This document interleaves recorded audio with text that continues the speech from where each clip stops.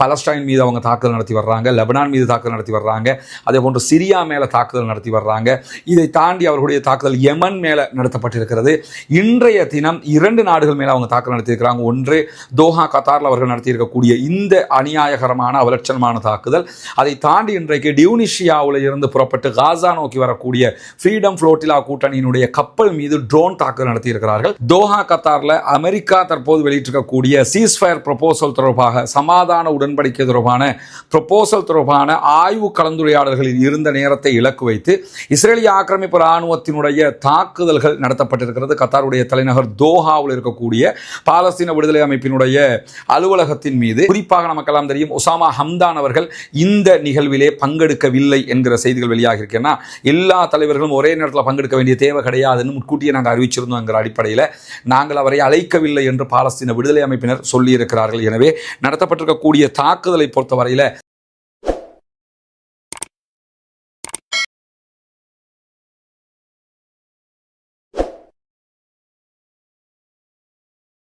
அன்பிற்கினிய சகோதர சகோதரிகளை நம் அனைவர் மீதும் ஏக இறைவனுடைய அமைதியும் கருணையும் உண்டாகட்டுமாக என்கிற உயரிய பிரார்த்தனைகளோடு பாலஸ்தீனத்தினுடைய காசா பகுதிகள் மீதான இஸ்ரேலிய ஆக்கிரமிப்பு இராணுவத்தினுடைய தாக்குதல்கள் 704வது நாளாகவும் தொடர்ந்து நடத்தப்படக்கூடிய சூழல்ல இன்றைய தினம் சற்று முன்னர் வெளியாக இருக்கக்கூடிய ஒரு முக்கியமான செய்திதான், பாலஸ்தீன விடுதலை அமைப்பினருடைய அரசியல் துறை பொறுப்பாளராக செயல்படக்கூடிய டாக்டர் ஹலீல் அல் ஹையா அவர்களுடைய தலைமையிலான 14 பேர் கொண்ட குழுவினர் தோஹா கத்தாரில் அமெரிக்கா தற்போது வெளியிட்டிருக்கக்கூடிய சீஸ்ஃபயர் ப்ரொபோசல் தொடர்பாக சமாதான உடன்படிக்கை தொடர்பான ப்ரொபோசல் தொடர்பான ஆய்வு கலந்துரையாடல்களில் இருந்த நேரத்தை இலக்கு வைத்து இஸ்ரேலிய ஆக்கிரமிப்பு இராணுவத்தினுடைய தாக்குதல்கள் நடத்தப்பட்டிருக்கிறது. கத்தாருடைய தலைநகர் தோஹாவில் இருக்கக்கூடிய பாலஸ்தீன விடுதலை அமைப்பினுடைய அலுவலகத்தின் மீது.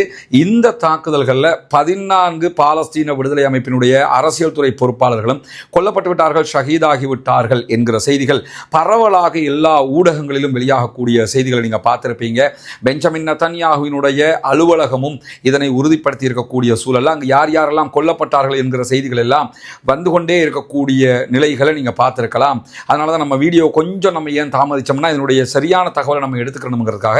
சற்று நேரத்துக்கு முன்பதாக அல் ஜசீராவினுடைய அரபு தொலைக்காட்சி, அதே போன்று ஆங்கிலம், அதே நேரத்தில் ஈரானுடைய சோர்ஸ், அதே போன்று தோஹா கத்தாரில் இருக்கக்கூடிய தோஹாவினுடைய மற்ற ஊடகங்களுடைய தரவுகளும், அதே போன்று பாலஸ்தீன விடுதலை அமைப்பினுடைய தகவல்களும் மிக தெளிவான ஒரு செய்தியை சொல்லியிருக்கின்றன. பாலஸ்தீன விடுதலை அமைப்பினுடைய அரசியல் துறை பொறுப்பாளராக இருக்கக்கூடிய டாக்டர் ஹலீல் அல் ஹையா அவர்களும் ஹாலித் மிஷல் உள்ளிட்டவர்களும் உயிர் தப்பியிருக்கிறார்கள். அல்ஹம்துலில்லாஹ், அவர்கள் கொல்லப்படவில்லை என்கிற செய்திகளை தற்போது அல் ஜசீரா மீண்டும் மீண்டும் சொல்லியிருக்கக்கூடிய செய்திகளை நம்ம பார்த்து வர்றோம். ஆனால் இவங்க அத்தனை பேருமே கொல்லப்பட்டு விட்டார்கள் என்கிற செய்திகள் தான் ஆரம்பமாகவே வெளியிடப்பட்டிருந்த நிலையில் பாலஸ்தீன விடுதலை அமைப்பினர் இந்த செய்திகளை சொல்லியிருக்கிறார்கள், உறுதிப்படுத்தி இருக்கிறார்கள் என்கிற செய்திகளோடு தோஹா கத்தாரில் இருக்கக்கூடிய பாலஸ்தீன விடுதலை அமைப்பினுடைய பொறுப்பாளர்கள் தற்போது அல் ஜசீராவுக்கு இந்த தகவல்களை உறுதிப்படுத்தி இருக்கிறார்கள் என்கிற செய்திகளும் வெளியாகி இருக்கிறது. மேலதிக தகவல்கள் வருகிற போது அவற்றையும் நாம் புரிந்து கொள்ளுகிற அதே நேரத்தில் சற்று நேரத்துக்கு முன்பதாக நடத்தப்பட்ட இந்த தாக்குதல்களில் இஸ்ரேலிய ஆக்கிரமிப்பு இராணுவத்தினுடைய வெளிநாடுகளுக்கான கண்காணிப்பு உளவு அமைப்பாக இருக்கக்கூடிய மொசாத், உள்நாட்டு உளவு பிரிவாக இருக்கக்கூடிய ஷின்பத்தோடு இணைந்து முழு இஸ்ரேலிய இராணுவத்தினுடைய நேரடி பார்வையில் தான் இந்த தாக்குதல் நடத்தப்பட்டிருக்கு. கிட்டத்தட்ட 8 முதல் 10 அட்டாக், ட்ரோன் அட்டாக்குகள் இந்த பாலஸ்தீன விடுதலை அமைப்பினருடைய அலுவலகத்தை இலக்கு வைத்து நடத்தப்பட்டிருக்கு. இந்த நேரத்தில் அவங்க ஒரு மஷூராவில் ஒரு கலந்துரையாடலில் இருக்கிறாங்க என்கிறதை தெரிந்து கொண்டுதான் இந்த தாக்குதல்களை அவர்கள் நடத்தியிருக்கிறார்கள். அனைத்து சர்வதேச விதிகளையும் பிரேக் பண்ணி அனைத்து ரெட்லைனையும் தாண்டித்தான் இந்த தாக்குதல்களை அவர்கள் நடத்தியிருக்கக்கூடிய நிலையில் ஆரம்பமாக வெளிவந்த தகவல்கள் ஹலீல் அல் ஹையா அவர்கள், அதே போன்று ஹாலித் மிஷல் உள்ளிட்டவர்கள் கொல்லப்பட்டு விட்டார்கள், ஷஹீதாகிவிட்டார்கள் என்றுதான் வெளியாகி இருந்த சூழல்ல சற்று நேரத்துக்கு முன்பதாக வெளியாகி இருக்கக்கூடிய தகவல்களில் கத்தாரில் தோஹாவில் நடத்தப்பட்டிருக்கக்கூடிய இந்த தாக்குதல்கள் முழுவதுமாக டாக்டர் ஹலீல் அல் ஹையாவினுடைய அலுவலகத்தை இலக்கு வைத்து தான் நடத்தப்பட்டிருந்தது. இந்த அலுவலகத்தில் டாக்டர் ஹலீல் அல் ஹையாவினுடைய மகன் இருந்திருக்கிறார், அவர் கொல்லப்பட்டிருக்கிறார், ஷஹீதாகி இருக்கிறார். இன்னா லில்லாஹி வ இன்னா இலைஹி ராஜிஊன். அதே போன்று அவருடைய அலுவலகத்தினுடைய டைரக்டர் ஜெனரலாக செயல்பட்டவரும் கொல்லப்பட்டிருக்கிறார், ஷஹீதாகி இருக்கிறார் என்கிற செய்திகள் வெளியாக இருக்கிறது. நமக்கெல்லாம் தெரியும், ஏற்கனவே பாலஸ்தீன விடுதலை அமைப்பினுடைய அரசியல் அரசியல் துறை பொறுப்பாளராக சர்வதேசத்திற்கான தலைவராக செயல்பட்டு வந்த சகோதரர் இஸ்மாயில் ஹனியா அவர்கள் ஈரானுடைய ஜனாதிபதியாக மசூத் பெசக்ஷியன் அவர்கள் தெரிவு செய்யப்பட்டு பதவி ஏற்றுக்கொண்ட அன்றைய நாளில் ஈரானுடைய தலைநகரில் வைத்துத்தான் தாக்குதல் நடத்தப்பட்டு கொல்லப்பட்டார். அந்த தாக்குதல் நடத்தப்பட்ட நேரத்தில் இஸ்மாயில் ஹனியா அவங்க தங்கியிருந்த ரூமுக்கு ஒரு 3 ரூம் தள்ளித்தான் ஹலீல் அல் ஹையா அவங்களும் தங்கியிருந்தாங்க. அல்லாஹ்வுடைய அருளாளர் ஹலீல் அல் ஹையா அவர்கள் அதிலே உயிர் பிழைத்திருந்தார்கள். இப்பொழுது வந்திருக்கக்கூடிய செய்திகளை பார்க்கும்போது ஹலீல் அல் ஹையா அவர்களை அல்லாஹு தஆலா இந்த தாக்குதலில் இருந்தும் பாதுகாத்திருக்கிறான் என்பதோடு குவைத் மற்றும் துருக்கிக்கு பொறுப்பாக இருக்கக்கூடிய பாலஸ்தீன விடுதலை அமைப்பினருடைய அரசியல் துறை பொறுப்பாளராக இருக்கக்கூடிய ஹாலித் மிஷல் அவர்களும் இந்த இடத்திலே உயிர் பிழைத்திருக்கிறார்கள், எந்த விதமான பாதிப்பும் இல்லாமல் தப்பித்திருக்கிறார்கள் என்கிற செய்திகளும் வெளியாகி இருக்கிறது. குறிப்பாக நமக்கெல்லாம் தெரியும் உசாமா ஹம்தான் அவர்கள் இந்த நிகழ்விலே பங்கெடுக்கவில்லை என்கிற செய்திகள் வெளியாக இருக்கிறேன்னா எல்லா தலைவர்களும் ஒரே நேரத்தில் பங்கெடுக்க வேண்டிய தேவை கிடையாதுன்னு முன்கூட்டியே நாங்கள் அறிவிச்சிருந்தோம் என்கிற அடிப்படையில் நாங்கள் அவரை அழைக்கவில்லை என்று பாலஸ்தீன விடுதலை அமைப்பினர் சொல்லியிருக்கிறார்கள். எனவே நடத்தப்பட்டிருக்கக்கூடிய தாக்குதலை பொறுத்தவரையில் இந்த தாக்குதல்களில் பாலஸ்தீன விடுதலை அமைப்பினர் உயிர் தப்பியிருக்கிறார்கள், உயிர் பிழைத்திருக்கிறார்கள் என்கிற செய்திகள் வெளிவந்தாலும் உலகம் முழுவதும் சமாதான பேச்சுவார்த்தைகளில் ஈடுபடக்கூடிய ஈவன் ஈரானுக்கும் அமெரிக்காவுக்கும் இஸ்ரேலுக்கும் இடையில கூட சமாதான பேச்சுவார்த்தைகளை நடத்தி வெற்றிகரமாக முடித்துக் கொடுத்து கத்தார் மீதே தற்போது இஸ்ரேல் தாக்குதல் நடத்தி இருப்பது என்பது அனைத்து சர்வதேச விதிகளையும் மீறி இருக்கிறது. ஐநாவினுடைய சொல் பேச்சு கேட்பதற்கு தயாரில்லை என்பதை மிக தெளிவாக அவர்கள் சொல்லியிருக்கிறார்கள். காரணம் என்னன்னு கேட்டால் அமெரிக்கா எங்க பின்னாடி இருக்குது, எனவே நாங்கள் நினைச்சதை நாங்கள் செய்வோம், நாங்கள் நினைச்ச மாதிரி தாக்குதல் நடத்துவோம், எங்களை கேள்வி கேட்கறதுக்கு யாரும் கிடையாது என்கிற நிலையை அவர்கள் எடுத்திருக்கிறார்கள். இன்னும் சொல்ல போனால் அந்த வெக்கங்கட்ட அரபு நாடுகள் உடைய செயல்பாடுகள் கூட இவர்களுடைய இந்த மமதையான போங்குகளுக்கு காரணமாக அமைகிறது. அரபு நாடுகள் நமக்கெல்லாம் தெரியும் இதுவரைக்கும் பாலஸ்தீன் மீதான இஸ்ரேலிய ஆக்கிரமிப்பு ராணுவத்துடைய தாக்குதல்கள் ஆரம்பிக்கப்பட்டது முதல் 6 அரபு நாடுகள் மீது இஸ்ரேல் தாக்குதல்களை நடத்தியிருக்கிறது. குறிப்பாக பலஸ்டைன் மீது அவங்க தாக்குதல் நடத்தி வர்றாங்க, லெபனான் மீது தாக்குதல் நடத்தி வர்றாங்க, அதே போன்று சிரியா மேலே தாக்குதல் நடத்தி வர்றாங்க. இதை தாண்டி அவர்களுடைய தாக்குதல் யமன் மேலே நடத்தப்பட்டிருக்கிறது. இன்றைய தினம் 2 நாடுகள் மேலே அவங்க தாக்குதல் நடத்தியிருக்கிறாங்க. ஒன்று தோஹா கத்தாரில் அவர்கள் நடத்தியிருக்கக்கூடிய இந்த அநியாயகரமான அவலட்சணமான தாக்குதல். அதை தாண்டி இன்றைக்கு டியூனிஷியாவில் இருந்து புறப்பட்டு காசா நோக்கி வரக்கூடிய ஃப்ரீடம் ஃப்ளோட்டிலா கூட்டணியினுடைய கப்பல் மீது ட்ரோன் தாக்குதல் நடத்தியிருக்கிறார்கள். ஃப்ரீடம் ஃப்ளோட்டிலா கப்பல் மீது ட்ரோன் தாக்குதல் டியூனிஷியா கடல் எல்லையில் தான் நடத்தப்பட்டிருக்கு. எனவே டியூனிஷியா மீதும் அவர்கள் தாக்குதல் நடத்தியிருக்கிறார்கள். இப்படி 6 அரபு நாடுகள் மீது அவர்கள் தாக்கி இருக்கக்கூடிய நிலையில் அரபு நாடுகளை பொறுத்தவரையில் டொனால்ட் ட்ரம்ப் 2 மாதத்துக்கு முன்னாடி அரபு நாடுகளுக்கு வந்திருந்தார். சவுதி அரேபியா $2 ட்ரில்லியன் அள்ளி கொடுத்தது அமெரிக்காவுக்கு. ஏன்னா அமெரிக்காவே பொருளாதாரத்தில் தடுமாறி கொண்டிருக்கக்கூடிய நேரத்தில் அரபு நாடுகள் தான் போய் கை கொடுத்திருந்தாங்கிறது நமக்கெல்லாம் தெரியும். அதே போன்று UAE $2 ட்ரில்லியன் கொடுத்திருந்தது. அதே நேரத்தில் கத்தார் $2 ட்ரில்லியன் சேர்த்து அமெரிக்க அதிபர் டொனால்ட் ட்ரம்புக்கு ஒரு போயிங் விமானத்தையும் 400 மில்லியனுக்கும் அதிகமான பெறுமதி கொண்ட போயிங் விமானத்தையும் அன்பளிப்பாக கொடுத்திருந்தது என்கிற செய்திகளை எல்லாம் நம்ம பார்த்திருக்கிறோம். இப்படியான சூழலில் தான் தற்போது கத்தார் மீது இந்த தாக்குதல் நடத்தப்பட்டிருக்கிறது. கத்தார் இலக்கு வைக்கப்படுவதற்கான காரணம் என்னன்னா, ஏற்கனவே ஆப்கானிஸ்தான் வார் நேரத்திலையும் ஆப்கானுடைய தலைவர்களை கொண்டு வந்து கத்தார் தான் தன்னுடைய நாட்டில் வச்சு சமாதான பேச்சுவார்த்தைகள் நடத்தி ஆப்கான் ஒரு சுமூகமான நிலைக்கு கொண்டு வந்திருந்தாங்க. அதே மாதிரி தொடர்ந்து கத்தார் இது மாதிரி சமாதான முனைப்புகளை செய்யக்கூடிய ஒரு நாடாக தன்னை காட்டிக் கொண்டிருக்கிறது சர்வதேச மட்டத்திலே.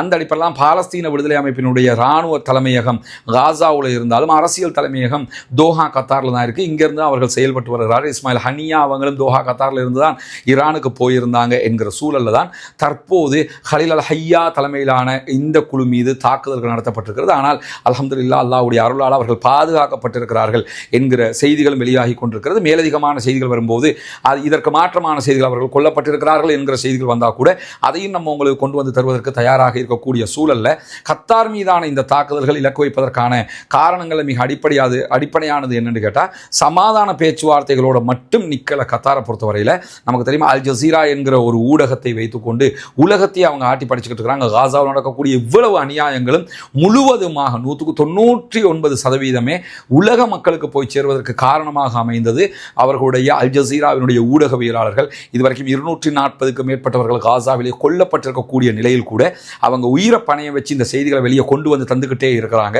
எனவே அதனுடைய தாக்கம் இஸ்ரேலுக்கு 1000 மடங்கு அதிகமாக இருக்கிறது என்பதிலே எந்த மாற்று கருத்தும் கிடையாது. 2வது, பாலஸ்தீன விடுதலை அமைப்பினருக்கு பன்னெடுங்காலமாக அவருடைய சேலரியை பே பண்ணுறது யாருன்னு கேட்டால், சம்பளத்தை கொடுக்கறது யாருன்னு கேட்டால் கத்தார் தான் கொடுத்து வர்றாங்க. கத்தார் வழியாகத்தான் பாலஸ்தீன விடுதலை அமைப்பினுடைய சம்பளங்கள் கொடுக்கப்படுகிறது. சம்பளத்தை கொடுக்குற அதே நேரம் சமாதான முயற்சிகளையும் பாலஸ்தீனத்தை பாதுகாக்கிற முயற்சிகளையும் அவங்க செஞ்சு வர்றாங்க. இதே நேரத்தில் அமெரிக்காவோட ரொம்ப நெருக்கம் பாராட்டக்கூடிய ஒரு நாடாகவும் இருக்கிறது. இப்படியான ஒரு சூழலில் தான் தற்போது தோஹா கத்தாருக்குள்ளேயே இஸ்ரேல் தாக்குதல் நடத்தியது மட்டுமல்லாமல் நாங்கள் தான் தாக்குதல் நடத்தினோம் என்பதையும் அவர்கள் பகிரங்கமாக சொல்லியிருப்பது மமதையின் உச்சமாக இருக்கிறது. அரபு நாடுகள் அடுத்து என்ன செய்ய போகிறது? கையாளாகாமல் கைகட்டி பார்த்து கொண்டிருக்க போகிறதா, அல்லது ஐநா சபையில் போய் கண்ணீர் வடிக்க போறாங்களா, அடுத்து வேற ஏதாவது ஒரு முயற்சியை பண்ண போறாங்களாங்கிற கேள்வி இருக்குது. ஏன்னு கேட்டால் தோஹா கத்தார் பொறுத்தவரையில் சவுதி அரேபியாவிட்ட என்ன ஆயுதம் இருந்தாலும் கத்தர் அரசியல் ரீதியாக பலம் வாய்ந்த ஒரு நாடு. அமெரிக்காவோடு ரொம்ப நெருக்கமானது, சவுதி அரேபியாவை விட ரொம்ப நெருக்கமான நாடு கத்தார் தான். அப்படி இருக்கிற போது கத்தாருக்குள்ளேயே வந்து தாக்குதல் நடத்தினவங்க நாளைக்கு சவுதி மேலே தாக்குதல் நடத்துறதுக்கோ, அல்லது டர்க்கி மேலே அட்டாக் பண்ணுறதுக்கோ, அல்லது பக்கத்தில் இருக்கக்கூடிய ஈஜிப்ட் மேலே தாக்குதல் நடத்துறதுக்கோ அவங்க பின்வாங்க போகிறது கிடையாது. தாராளமாக அந்த தாக்குதல்களையும் அவங்களால ஈஸியாக பண்ணிட முடியும் என்கிற நிலையில் என்ன செய்ய போகிறது அரபு நாடுகள் என்கிற கேள்வி இருக்கு. ஏன்னா பாலஸ்தீனத்தில் அட்டாக் பண்ணுறான், ஒவ்வொரு நாளும் நூற்றுக்கணக்கான மக்களை கொன்று குவிக்கிறாங்க. இன்றைக்கு நடத்தப்பட்டிருக்கக்கூடிய தாக்குதல்களில் கூட காசாவுக்குள்ள 102 அப்பாவிகள் கொல்லப்பட்டிருக்கிறார்கள், ஷஹீதாகி இருக்கிறார்கள். 320க்கும் மேற்பட்டவர்கள் படுகாயம் அடைந்திருக்கிறார்கள் என்கிற நிலையில் காசா முழுவதும் அளிக்கப்படும் போது அரபு நாடுகள் பார்த்து கொண்டிருக்கிறது. பக்கத்தில் இருக்கக்கூடிய லெபனான் மேலே அவ்வளவு தாக்குதல் நடத்தப்படும் போது அரபு நாடுகள் பார்த்து கொண்டிருந்தது. சிரியா அளிக்கப்படும் போது அரபு நாடுகள் பார்த்து கொண்டிருந்தது. அதே போன்று யமன் மேலே தாக்குதல் நடத்தப்படுகிற போது அப்பொழுதும் அரபு நாடுகள் பார்த்து கொண்டிருந்தது. அடுத்ததாக தற்போது துனிசியா மேலே தாக்குதல் நடத்தப்பட்டிருக்கிறது. ஈவன் கத்தார் மேலேயே தாக்குதல் நடத்தி இருக்கிறாங்க. இப்போ என்ன பண்ண போறாங்க என்கிற கேள்வி இருக்கு. உடனடியாக UAE நாங்கள் கண்டிக்கிறோம் இருக்கிறாங்க. உங்களோட கண்டனத்தை கொண்டு போய் குப்பலை போடுங்க என்று சொல்லுகிற அளவுக்கு தான் இவர்களுடைய கண்டனங்களுடைய லட்சணம் இருக்கிறது. அரபு நாடுகளுடைய இந்த கையாளாகத்தனத்தை பாலஸ்தீன விடுதலை இராணுவத்தோடு ஒப்பிடும்போது தலைக்கு மேல் அவர்களுடைய செயல்பாடுகளை மிக அழகாக செய்கிறார்கள் என்பதை புரிந்து கொள்ள முடியும். ஏன்னா உலக மகா பலம் கொண்ட இராணுவம் எந்த ஒரு நாட்டுக்குள்ளேயும் அத்துமீறி போய் தாக்குதல் நடத்தி நாங்கள் தான் தாக்குதல் நடத்தினோம் என்று சொல்லுவதற்கு தைரியம் இருக்கக்கூடியதாக பறைசாற்றக்கூடிய இஸ்ரேலிய இராணுவத்தால் பாலஸ்தீன விடுதலை அமைப்பினரை அழிக்க முடியாமல் இருக்கிறது. தொடர்ந்தும் யுத்தத்தில் அவர்கள் தோற்றுக் கொண்டிருக்கிறார்கள் என்பது அவர்களுடைய மிகப்பெரிய பலவீனமாக இருக்கக்கூடிய சூழலில் தான் தற்போது அமெரிக்கா ஒரு ப்ரொபோசலை கொடுத்திருக்கிறாங்க. சமாதானத்தை இந்த விதத்தில் கொண்டு வருவோம் என்று சொல்லி நீங்கள் அத்தனை பணைய கைதிகளையும் விடுதலை செய்ய வேண்டும், இந்த அடிப்படையில் வரணும்னா அவங்க ஒரு ப்ரொபோசலை கொடுத்திருக்கிறாங்க. அது சம்பந்தமான ஒரு டிஸ்கஷன் நடக்கும்போது தான் இந்த தாக்குதல் நடத்தப்பட்டிருக்கிறதாக சொல்லப்பட்டிருக்கு. ஏன்னா பெஞ்சமின் நெத்தன்யாஹு பொறுத்தவரை சமாதானம் என்றொன்று வந்து பாலஸ்தீனத்துக்கு யுத்தம் நிறுத்தப்படுமாக இருந்தால் உடனடியாக இஸ்ரேலில் எலெக்ஷன் நடத்த வேண்டி வரும். எலெக்ஷன் நடத்தினா அவர் படுதோல்வி அடைந்து விடுவார், அரசாங்கம் இல்லாமல் போயிருங்கிறது அவருக்கு தெரியும். எனவே அரசாங்கத்தை தண்டை கையில் வச்சுக்கொள்ளணுமாக இருந்தால் அவர் என்ன பண்ணணும்னு சொன்னால் தொடர்ந்தும் இந்த யுத்தத்தை நடத்தணும், எப்படியாவது நான் தான் ஜெயிச்சேங்கிறத காட்டணும் அவர். ஏன்னா அப்படி காட்டலைன்னு சொன்னால் கண்டிப்பாக தேர்தல் அவர் தோற்றுவார். இதுவரைக்கும் நடந்த யுத்தத்தில் இஸ்ரேலிய ஆக்கிரமிப்பு ராணுவம் பட்டு தோல்வியை அடைந்திருக்கிறது என்பதை இஸ்ரேலியர்களே ஒப்புக்கொண்டிருக்கக்கூடிய சூழலில் தான் தற்போது அத்துமீறிய இந்த தாக்குதலை நடத்தி மூக்குடைப்பட்டிருக்கிறார்கள் என்று கூட சொல்ல முடியும். ஏன்னா இப்போ வரக்கூடிய செய்திகள் அதைத்தான் சொல்கிறது. பாலஸ்தீன விடுதலை அமைப்பினுடைய அரசியல் துறை பொறுப்பாளர் டாக்டர் ஹலீல் அல் ஹையா தலைமையிலான 14 பேர் கொண்ட குழுவினர் பாதுகாக்கப்பட்டிருக்கிறார்கள். அவர்கள் கொல்லப்படவில்லை, ஷஹீதாக்கப்படவில்லை. இதே நேரத்தில் டாக்டர் ஹலீல் அல் ஹையா அவர்களுடைய மகனும் டைரக்டர் ஜெனரலும் தற்போது நடத்தப்பட்ட இந்த தாக்குதல்களில் கொல்லப்பட்டிருக்கிறார்கள் என்கிற செய்திகள், ஷஹீதாகி இருக்கிறார்கள் என்கிற செய்திகள் வெளியாகி இருக்கிறது. கிட்டத்தட்ட 8 தொடக்கம் 10 தாக்குதல்களை இஸ்ரேல் குறித்த இடத்தின் மீது நடத்தியிருக்காங்க. இந்த இடத்தை பொறுத்தவரை ஒரு பெரிய ரெசிடென்ஷியல் ஏரியா மட்டும் இல்லாமல் கத்தார்னாலே ஒரு சேஃப் கண்ட்ரின்னு தான் சொல்லுவாங்க. இப்போ அது ஒரு கேள்விக்குள்ளாகி இருக்கக்கூடிய சூழலில் கத்தாரில் தோஹாவில் இந்த பகுதி வெரி வெரி சேஃப் ஜோனாக பார்க்கப்பட்ட ஒரு பகுதி. ரொம்ப இந்த பகுதியை விட்டால் பாதுகாப்பான ஒரு பகுதியே கிடையாதுன்னு சொல்லுகிற அளவுக்கு நிறைய நாடுகளுடைய தூதுவராலயங்கள், எம்பசிஸ் இந்த ஏரியாவில் தான் இருக்குது. ஈவன் அமெரிக்கன் எம்பசி உள்ளிட்ட பல எம்பசிகள் இந்த ஏரியாவில் தான் இருக்குது. தாக்குதல் நடத்தப்பட்ட இடத்திலிருந்து சற்று தொலைவில் ஒரு 200 மீட்டர் தொலைவுக்குள்ளாக லெபனானுடைய ஒரு பாடசாலை, ஒரு ஸ்கூல் ஒன்றும் அங்கே இயங்கி வருகிறது. இப்படி நிறைய பாதுகாப்பான பகுதியாக அறியப்பட்டிருக்கக்கூடிய இந்த பகுதி மேலே தான் அவர்கள் தாக்குதலை நடத்தி இருக்கிறார்கள். ஏன்னா இது ஈரானுக்குள்ள நடத்தப்பட்ட தாக்குதலை நீங்கள் எடுத்துக்கிட்டீங்கன்னா ஈரானில் இஸ்மாயில் ஹனியா அவங்க தாக்கப்பட்ட இடமும் இராணுவ ரெசிடென்ஷியல் ஏரியா, அதுக்குள்ளே அந்த தாக்குதல் நடத்தப்பட்டது. இதுவும் ரொம்ப சேஃப்டியான பாதுகாப்பான இடம் என்று அறியப்பட்ட இடத்திலேயே அவங்க தாக்குதல் நடத்தியிருப்பது கத்தாருக்கு மிகப்பெரிய ஒரு பின்னடைவை அது கொடுத்திருக்கும். ஆனால் என்ன செய்ய போகிறது கத்தார்? மிகப்பெரிய கண்டனத்தை அவர்கள் தெரிவித்திருக்கிறார்கள். கண்டனத்தோடு நிற்கப் போகிறார்களா, ஐநாவில் முறைப்பாடு செய்ய போகிறார்களா, இராணுவ நடவடிக்கை எடுக்க போகிறார்கள்னா கண்டிப்பாக கத்தார் இஸ்ரேலோடு யுத்தம் ஒன்று செய்வதற்கான முனைப்பை காட்டாது. அந்த அளவுக்கு இராணுவ பலத்தோடு அவர்கள் இருப்பதாக நம்ம அறிய முடியாது. ஊடக பலத்தை வளர்த்து வைத்திருக்கிறார்கள், பண பலம் இருக்கிறது. அமெரிக்காவுடைய ஆதரவு அவர்களுக்கு இருந்தாலும் அமெரிக்கா கத்தாரா இஸ்ரேல் ஆண்டு வந்தால் இஸ்ரேல் பக்கம் தான் நிற்பாங்கிறது அவங்களுக்கே தெரியும். இதே நேரத்தில் அரபு நாடுகள் கத்தாரோடு நாங்கள் சண்டை பிடிக்க தயார் என்று சொல்லுவாங்களான்னா அதுக்கு அவங்க தயாராக போகிறதுன்னு கிடையாதுங்கிறது நமக்கு தெரியும். ஒரே ஒரு வழி மட்டும்தான் இருக்கிறது, பாலஸ்தீன விடுதலை அமைப்பினரை பலப்படுத்தி மேலும் தேவையான பலங்களையும் கொடுக்கிற போது கண்டிப்பாக இஸ்ரேலிய ஆக்கிரமிப்பு இராணுவம் மட்டுமல்ல இஸ்ரேல் என்கிற ஒரு நாடே இல்லாமலாகுவதற்கான வழிவகைகளை அவர்கள் செய்வார்கள். ஏன்னா அவங்க அந்த தாகத்தோடு இருக்கிறாங்க, எங்கள் நாட்டை நாங்கள் மீட்டெடுக்கணுங்கிற லெவலில் இருக்கிறாங்க. ஆனால் அவங்களுக்கு தேவையான நவீன ரக ஆயுதங்களோ அதற்குரிய வளங்களோ பலங்களோ இல்லாத நிலையில தான் இந்த போராட்டங்களை நடத்தி கொண்டிருக்கிறார்கள். அப்படி இருந்தும் இஸ்ரேலை படுதோல்வி அடைய செய்திருக்கக்கூடிய சூழல்ல என்ன நடக்கப் போகிறது அடுத்தடுத்து என்கிற செய்திகளுக்காக பொறுத்திருங்கள். தொடர்ந்து இணைந்திருங்கள். ரஸ்மின் நியூஸ் மற்றும் ரஸ்மின் டாக்ஸ் ஆகிய நம்முடைய 2 யூடியூப் சேனலையும் சப்ஸ்கிரைப் செய்யாத சகோதரர்கள் சப்ஸ்கிரைப் செய்து இணைந்து கொள்ளுங்கள். உண்மை செய்திகளை உடனுக்குடன் உங்களுக்கு கொண்டு வந்து தருவதற்கு தயாராக இருக்கிற அதே நேரத்தில் பாலஸ்தீனம் வெற்றி பெற வேண்டும், பாலஸ்தீனம் சுதந்திரம் அடைய வேண்டும், பாலஸ்தீன மக்களும் நம்மை போன்ற நிம்மதியானவர்களாக மாற வேண்டும், வாழ வேண்டும் என்கிற உயரிய பிரார்த்தனைகளோடு பாலஸ்தீன அப்பாவிகளுக்காக பிரார்த்திக்கிற அதே நேரம் இஸ்ரேல் ஆக்கிரமிப்பு ராணுவத்திற்கு தொடர்ந்தும் குனூத்து நாசிலாவை ஓதுங்கள் சகோதரர்களே என்கிற கோரிக்கைகளோடு நம்ம ஒப்படைக்கிற 4வது வீடு சகோதரி அஸ்மியாவுக்கும் அவங்களோட கணவருக்கும் நம்ம ஒப்படைக்கிறோம். அவங்களோட கணவர் இன்னைக்கு வேலைக்கு போயிருக்கிறாங்க. அஸ்மியா, வீட்டுக்குள்ளே போய் பார்த்தீங்களா? நல்லமா வீடு பிடிச்சிருக்குதா? தந்தவங்களுக்கு என்ன சொல்ல நினைக்கிறீங்க? நம்மளுக்கு இருந்தவங்களுக்கு தந்தது அவ்வளவுமே இல்லது. நானும் இப்பயும் அங்கேயும் இருந்து இப்படி தான் 5 வந்தது உடுக்காண்டி அங்கே இருந்து 5 வந்தது.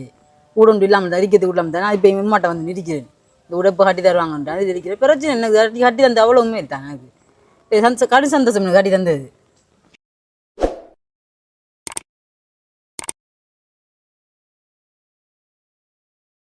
அன்பிற்கினிய சகோதர சகோதரிகளே, அஸ்ஸலாமு அலைக்கும் வரஹ்மத்துல்லாஹி வபரகாத்துஹு. உங்களுக்கு எல்லாம் தெரியும், பொத்துவில் பகுதிகளில் நம்ம ஒரு 14 வீடுகளை அமைக்கிற பணியை மேற்கொண்டு வர்றோம். அந்த அடிப்படையில் அதில் ஒரு 5 வீடுகளை கட்டி முடிச்சிட்டோம். காசா தொடர்பான நம்முடைய தொடர் வீடியோக்களை பார்க்கக்கூடிய சகோதரர் 640 நாட்களுக்கு மேலாக பார்க்கக்கூடிய சகோதரர்கள் உங்கள்கிட்ட தான் நம்ம இந்த உதவிகளை கேட்குறோம். நிறைய உதவிகளை சிறுக சிறுக நிறைய பேர் தந்திருக்கிறீங்க. அந்த அடிப்படையில் தான் இந்த வீடுகளை கட்டி இன்றைக்கு இது நம்ம ஒப்படைக்கிற 4வது வீடு சகோதரி அஸ்மியாவுக்கும் அவங்களோட கணவருக்கும் நம்ம ஒப்படைக்கிறோம். அவங்களோட கணவர் இன்னைக்கு வேலைக்கு போயிருக்கிறாங்க. அஸ்மியா, வீட்டுக்குள்ளே போய் பார்த்தீங்களா? நல்லமா வீடு பிடிச்சிருக்குதா? தந்தவங்களுக்கு என்ன சொல்ல நினைக்கிறீங்க? நம்மளுக்கு இருந்தவங்களுக்கு தந்தது அவ்வளவுமே இல்லது. நானும் இப்பயும் அங்கேயும் இருந்து இப்படி தான் 5 வந்தது உடுக்காண்டி அங்கே இருந்து 5 வந்தது. ஊடொன்று இல்லாமல் அரிக்கிறது இல்லாமல் தான் நான் இப்பயும் மாட்டை வந்து நிற்கிறேன். இந்த உடப்பு கட்டி தருவாங்கன்றான் இது இருக்கிற பிரச்சனை எனக்கு கட்டி தந்த அவ்வளவுமே தான் எனக்கு கடி சந்தோஷம் கட்டி தந்தது. அந்த மக்களுக்கு எல்லாருக்கும் துவா செய்யுங்க, சரியா? ஹஸ்பண்டுக்கும் சொல்லுங்க, துவா செய்யுங்க. இது உங்க வீடு, இது சரியா? இதுக்குள்ள டாக்குமெண்ட்ஸ் எல்லாத்தையும் ஃபௌமி உங்களுக்கு ஒப்படைப்பார், சரியா? இதில் டீட் அதை டாக்குமெண்ட்ஸ் எல்லாம் தனித்தனியாக உங்களோட கையிலே எல்லாத்தையும் ஒப்படைச்சிருவோம், எடுத்துக்கொள்ளுங்க, சரியா? நாங்கள் போயிட்டு வரோம். ஜஸாக்கல்லா. நம்ம ஏற்கனவே அங்கே 5 வீடுகள் கட்டியிருக்கிறோம் அல்லாஹ்வோட உதவியில்.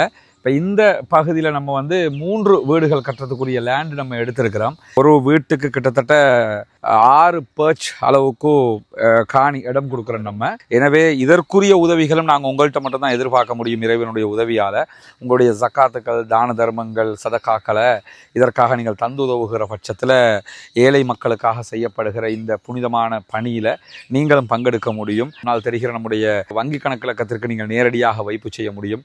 வெளிநாடுகளிலிருந்து சில பேருக்கு அதுக்கு நேரடியாக பணம் போட முடியலை என்று சொன்னால் அதில் முன்னால் தெரிகிற என்னுடைய தொலைபேசி மற்றும் வாட்ஸ்அப் இலக்கத்திற்கு நீங்கள் தொடர்பு கொள்ளுகிற போது அதுக்கு எப்படி நீங்கள் பங்களிப்பு செய்ய முடியும் என்கிற விவரங்களை நம்ம உங்களுக்கு சொல்கிறதுக்கு தயாராக இருக்கிறோம். நம்ம ஏழைகளுக்கு உதவுகிற விவகாரத்தில் வறுமைக்கு அஞ்ச வேண்டிய அவசியம் கிடையாது, அஞ்சக்கூடாது. நம்ம கொடுத்துட்டோம்னா நமக்கு குறைஞ்சிரும், நமக்கு இல்லாமல் போயிருங்கிறதெல்லாம் கிடையாது. அல்லாஹு தஆலா அதன் மூலமாகத்தான் நிறைய உதவிகளை நமக்கு அள்ளி அள்ளி தருவதற்கு காத்து கொண்டிருக்கிறான். நமக்கு நம்ம வீடு கட்டினா எப்படி கட்டுவோமோ அப்படி தான் கட்டிக்கிட்டு இருக்கேன். நீங்கள் தருகிற பணம் பொது பணம், எனவே திருப்திகரமாக கட்டி கொடுத்துருவோம். ஏன்னா நாளைக்கு அவங்க எனக்கு அது இல்லாமல் போயிடுச்சு, இது குறையாயிடுச்சு என்று சொல்லி அதுக்கு இன்னொரு நாடுகிறதை விட எடுத்து அவங்களுக்கு முழுமையாக அது கிடைச்சிட போகுது. எனவே அந்த விதத்தில் தான் இதை பண்ணிக்கிட்டு இருக்கிறோம். இதற்காக வாரி வழங்குங்கள். வல்ல ரஹ்மான் நம் அனைவரையும் நல்ல செயல்பாடுகளோடு ஒன்றிணைப்பானாக.